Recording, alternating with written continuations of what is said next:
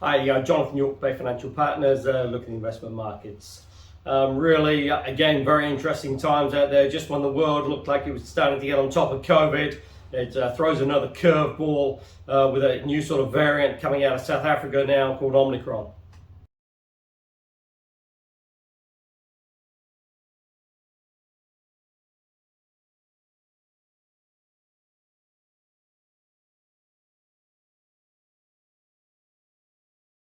Now, at present, really too early to say, really the full sort of impact on this. Is it more transmissible, highly contagious, and what are the implications in terms of severity, hospitalizations, illnesses, etc., etc.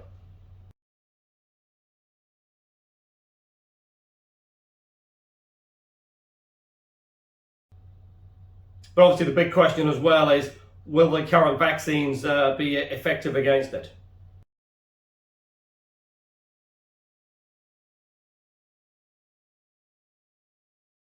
Now that has sent share markets really into a bit of a turmoil. Dow day after Thanksgiving was down over 900 points. Small recovery on Monday, but again this morning down around sort of 500 odd points.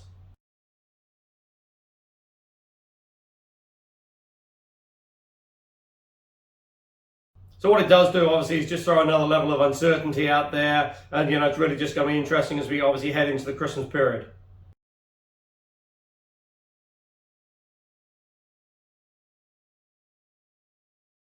Because certainly, although originated in South Africa, it's pretty prevalent. It's already in Europe and sort of spreading quite rapidly. Again, potentially could have been there for maybe 2 to 3 weeks earlier than first anticipated.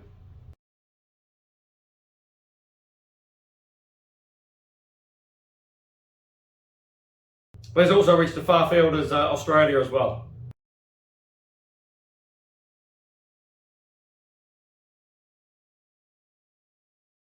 Now, given that fresh uncertainty that Omicron brings to the global economy and the US economy in particular, it was sort of quite interesting to see Fed Chair Powell's comments this morning that potentially, given the increase in inflation in the US economy, they're potentially looking at increasing the level of taper coming up in December.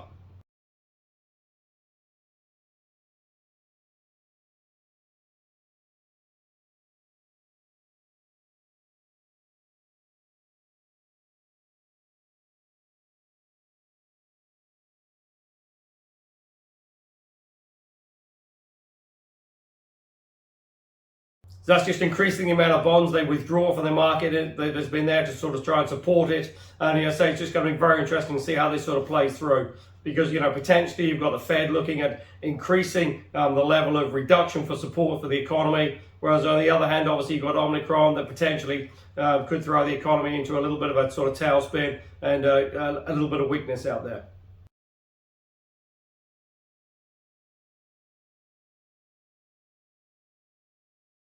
Because certainly, without a doubt, inflation is pretty strong in the U.S. economy, and it's just going to be interesting whether the Fed still stick with their rhetoric that it is transitory and will start to ease in sort of 2022.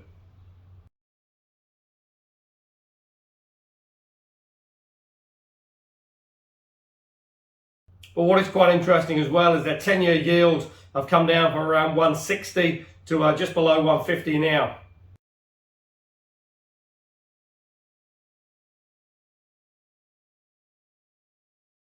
But also oil as well has come back from above 80 to around $66 a barrel.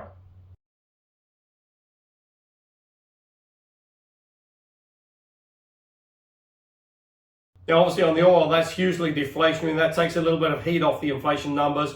Also as well, you've still got this sort of irregular job market where you've got potentially around sort of 10 million vacancies, but you've only got about 8.5 million people looking for work.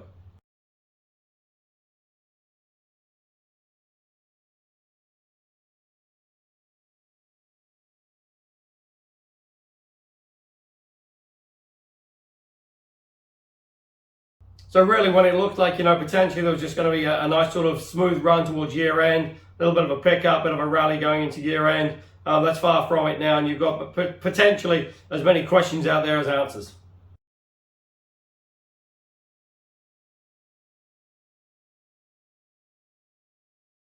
Now, as already mentioned, oil is back below, way below $70 a barrel now, currently trading around $66 per barrel on WTI.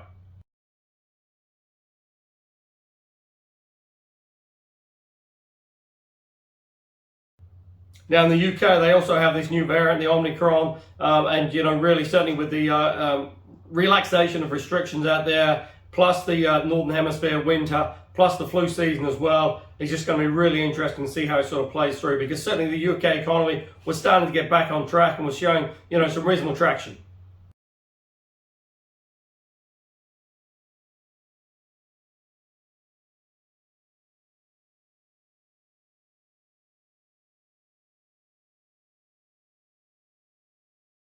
There was even talk about the Bank of England potentially raising rates before year end.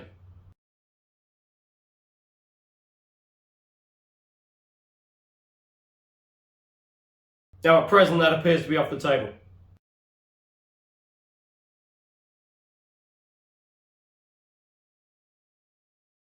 Europe's certainly been hit pretty hard with the Omicron. Again, it's sort of present in many different countries, and it's just going to be interesting to see, really how it sort of transpires over the Christmas period, because potentially, Europe and the UK is facing another Christmas with potential lockdowns.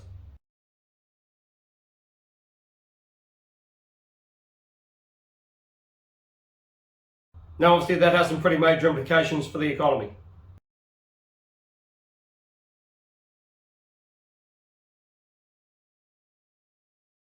Likewise in Australia, they've got about 3-4 cases now of Omicron. And, again, it's potentially just a question of sort of locking those down and really just getting on top of that. Because, again, with the Australian economy, certainly New South Wales and Victoria, just coming out of those lockdowns, the economy was starting to pick up at a pretty good rate.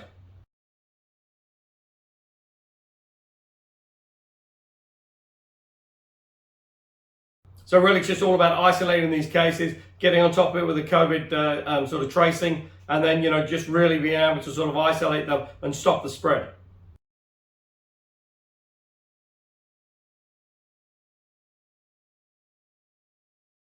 Now, it's already had an impact with the Australian economy, because potentially they were looking at it, sort of reopening the international borders. They've now put that on hold for a couple of weeks just to give them a little bit of time so they can assess, the sort of full potential of Omicron.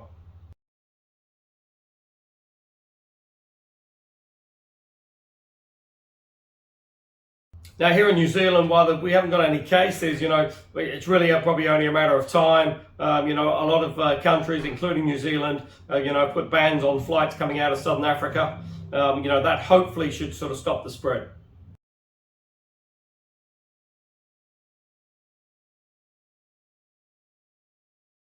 Now, politically, the National Party have a new leader, Kristen Luxem, the CEO of Air New Zealand. And it'd just be interesting to see how he performs. Certainly he's got the sort of experience of running a big organisation, being able to front up to the media, give them what they want, sort of put on the sort of smile offensive, if you like, as well, and charm. And it's just to be interesting to see how he performs over the next sort of 3 to 6 months.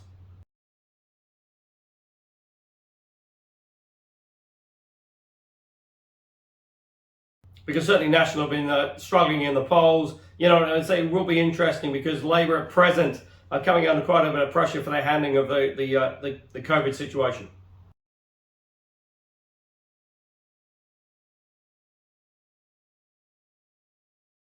As we move into the new sort of traffic light system now, where potentially Auckland now will be coming out of lockdown, still in level red, which is sort of the highest level, but potentially by around the sort of 17th of December, that potentially could move down given their vaccination levels. They will obviously just sort of see it reopen for Christmas in a much more meaningful way.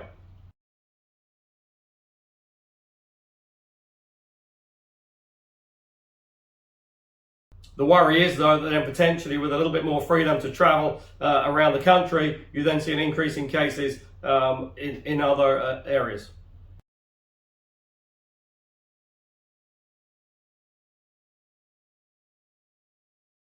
So unfortunately, I don't think it is going to be a summer like New Zealand is sort of used to. There will be some still restrictions out there. You've got this COVID passport, which you have to sort of produce to go into various sort of places, bars, etc.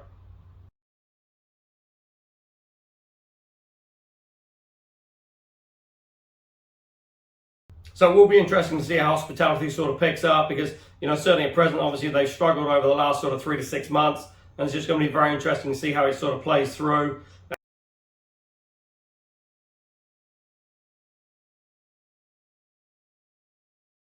You know, in terms of interest rates, the Reserve Bank don't meet now again until February. You know, potentially we're looking at sort of 2 to 3 hikes over the course of 2022. That's on the current projections.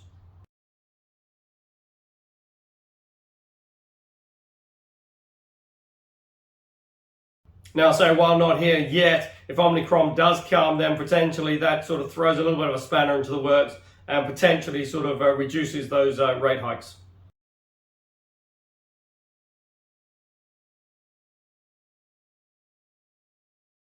Interesting as well, obviously, consumer confidence is starting just to fall a little bit, and that's really, you know, just the sort of potential for, you know, cases to spread after the Auckland borders are relaxed.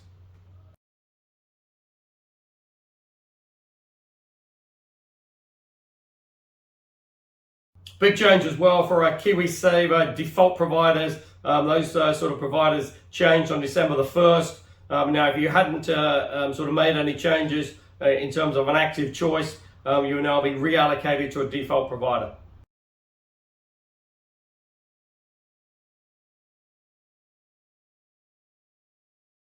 So obviously, you know, if you are looking for income options, it's still pretty tough out there, but you know, there are plenty of alternatives. And if you're interested in discussing what's available, go to the website www.bayfinancialpartners.co.nz for lots of interesting articles, and we look forward to speaking to you soon.